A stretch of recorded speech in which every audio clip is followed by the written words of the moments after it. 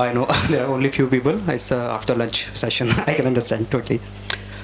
Okay, so I am Nitish. I'm like in data science, like almost spent 10 years in the data science and working with different projects and different problems. A few months ago, I was actually exploring numerical data part, and I was trying to modeling the numerical data with the LLM. And what I found, like LLM have limited capabilities to do it. So what we have understood, for example, like there are a lot of industries such as finance, there are a lot of industries such as telematic data, predictive maintenance for factories that are heavily dependent on the numerical data information, and they don't use much of the textual information. So everyone is talking about the LLM, but we should also focus about what is going on in the numerical data, okay, and what advancement is going into the numerical data. First, we will understand what is actually a problem in the traditional AI models with the numerical data. So this whole presentation is influenced by one white paper. This is Finance GPT Labs. I've already attached the sources into the end. You can also refer that. So if we take like there are a lot of complex pattern into the numerical data. If we take when you have seen the drug data, if you have seen the medical industry data, there are a lot of underlying patterns. There are a lot of interlinked information which are not identified by the normal AI models. Okay, so there will be a lot of volatility. There will be a lot of noise as well. So if we take an example of finance or corporate finance, for the stock prediction, there are a lot of information needs to be input. So they can actually get it like, okay, this is happening, this stock is going up, this stock is down, even though the accuracy is not so good in the current scenario. So we'll understand how we can improve this. There's a limited historical data. We also, like whenever we're working on a new drug, a new molecule, there are limited historical data. So that is also one of the challenge with us. The non-linear relationship. In the numerical data, there are a lot of non-linear relationship. Even the complex patterns we need to identify. So for that, we actually, we cannot identify those things with the traditional AI. Under generation risk. So when we train the traditional AI models on those numerical patterns, it's difficult to identify those patterns or complex information such as economic indicators. It's very difficult to get those patterns, and the model has been under generalized. And we also know that LLM doesn't work well with the numerical information. We have already seen it. So now the variational AutoEncoders and the Generative Adversarial Network came into the picture. And how can they improve the whole model? We need to understand. They are actually working on the data side, and what is happening, like they are improving the data side, and we are actually the core of the whole network is the deep learning models, and at the end of the whole process, they are using the deep learning model, but we are improving the data sides using variational autoencoder and generative adversarial network. So how we do it? If we take the architecture, it is very similar. The base of the large language models, such as encoder and the decoder. So we take the encoder here. So what encoder does here, it is based on the variational autoencoders. It takes all the information from the numerical data and try to understand or capture the patterns, understand the complexity of that particular information, and take all the underlying patterns, try to understand what are the interlinked information, what are the economic indicators, if we specifically talking about the finance part. So after that, what it does, it actually regenerate or reconstruct the data in the lower space. It actually capture all those informations, all those patterns into the latent space or lower dimensional space, which is used by the decoder later on. So decoder has two parts. So one is generator and second is discriminator. So what generator does? Generator actually generates the synthetic data, and what discriminator does is actually discriminate between the real-time data and the synthetic data. So it's very it's similar to the deep learning model. It actually provides the feedback. Oh, you have generated the synthetic data, but it is not closer to the real data. And how does it generate the synthetic data? It actually captures all the patterns from the latent space. From there, it generates the synthetic data, and based on the feedback, it tries to improve the synthetic data until unless it is very close to the real-time data. So we'll try to understand how we do the training part here. So there are two tier approach here. Tier 1 is pre-training and tier 2 is fine-tuning. So pre-training we can understand like, okay, if we take an example of stocks, okay, so we give all the financial historical information to the pre-training. We do all the data pre-processing, cleaning and everything. And here the variational autoencoders and generative adversarial network helps to impute the information, clean the information, synthetic, provide the historical information, generate a lot of information. Though it could be trained in a very good manner. Okay, what happens after that? After when we have done the pre-training for the general information, now we actually tell to the model, okay, you need to do a specific task. If we talk about the finance industry, we can do, okay, you need to do the stock prediction, or you need to do the portfolio management, you need to do the assessment the risk. So we give the data that is related to the specific task which we want to do by the model. So that is based on, again, we do use variational autoencoders and again to do that, to input the information or improve the information for a specific task. Now, if I take an example, a good example here. So we have seen like whenever the DeepSeek release, the NVIDIA stocks goes down, and people are talking like, oh, NVIDIA goes down, oh, what is happening now? Okay, because and what was the reason? Because we can understand, okay, now the models can be the LLM models can be created on the low computational power. Okay, but nobody noticed like this Intel, which is actually seeing the worst year of its whole era. So we have seen like the Intel seen some positive things from this information. Okay, so this is very complex pattern, because NVIDIA is not a direct competitor of DeepSeek. Like DeepSeek has direct competitor from OpenAI or Google, Google Gemini.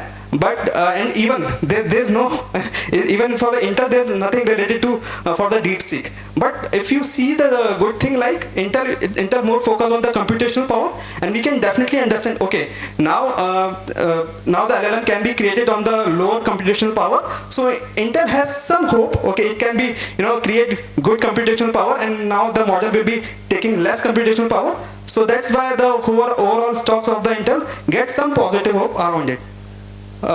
And this is very complex pattern. It cannot be understood by the traditional AI model. So this is one of the example. Here we have seen with the comparison of the traditional AI, we have seen the accuracy has been improved by the 10%. There are a lot of organizations which are using those models right now. One is Sandbox, AQ, Sanofi, that is related to healthcare. Those industries are using these things, and Sandbox AQ has created some biochip which is actually helping them to create new drugs, new chemicals, new components, new modules. So those are actually helping in the more numerical data-driven industry.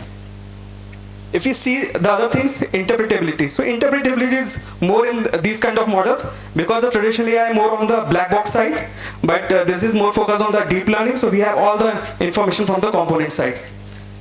The next is the robustness, because now we have increased our spectrum of the large spectrum of the data, the historical data. So now on the new threat, if we talking about the cyber part, so on the new threat, our model can be work better than the previous model, because we have covered the large scenarios using synthetic data. The risk management part, definitely it's a data-driven discussion. So based on whatever the data insights we got, we can take the decision. We can do different tasks using those models.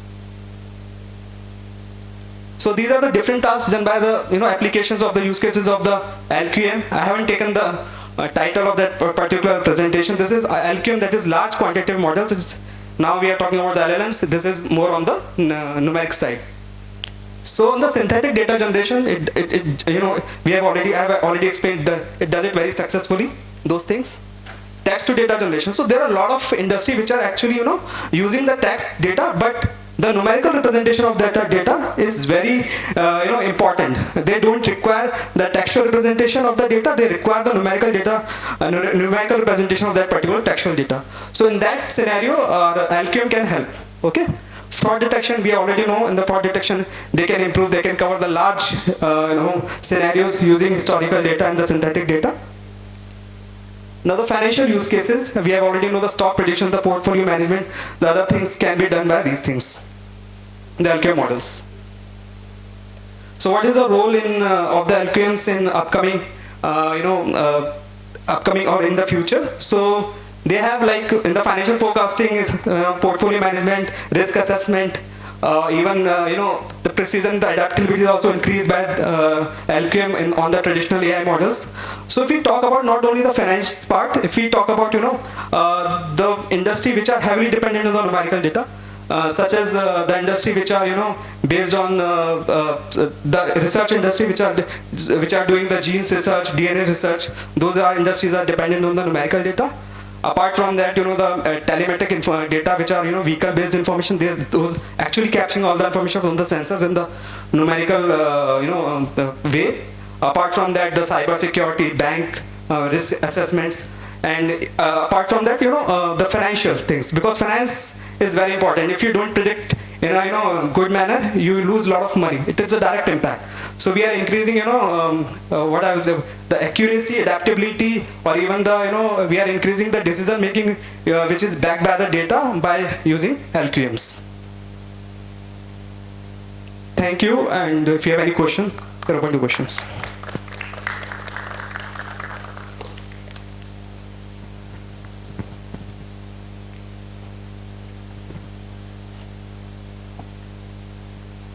You tell us about the chain of thought model, like the AI models which are based on the chain of thought perspective. So it's all about it's about the LLM chain of thoughts. Actually, the DeepSeek currently is working on the chain of thought. So like it actually has the thought process to our prompt. So can you explain that little bit?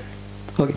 I don't heard much about it, but definitely I understand like how DeepSeek works. DeepSeek works on the reinforcement learning. They have changed the architecture from the OpenAI, so it is actually penalizing the loss and avoiding the accuracy or the improved results. So I'm updated on that part only. Yeah. Thank you.